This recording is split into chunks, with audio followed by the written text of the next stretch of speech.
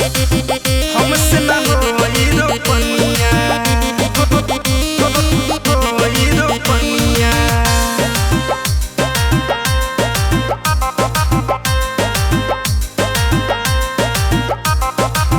ससुर में नहाया नहर हई बहुरिया, घरवा से खेतवा बहुत बाटे दुरिया।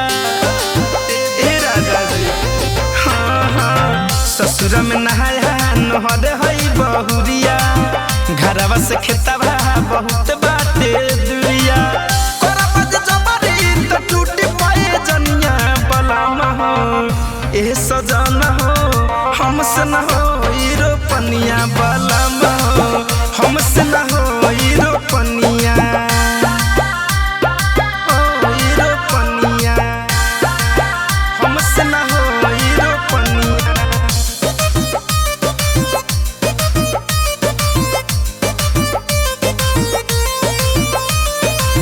पहिले न कहल न हमके बतवल, एही खातिर कारा जगवन करवल।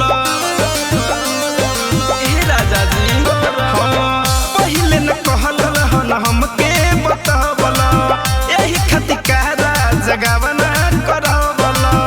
कहबत भोल लेके आइब मीठ पनिया बलम हो, एह सजन हो हमसे न होई रोपनिया बलम हो, हमसे न होई रोपनिया।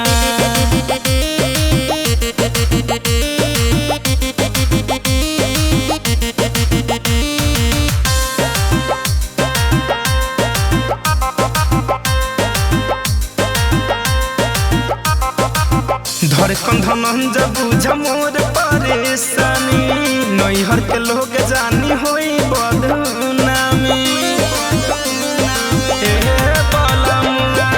दिन जितेंद्र जी तू बुझ परेशानी, नैहर के लोग जानी होई बदनामी।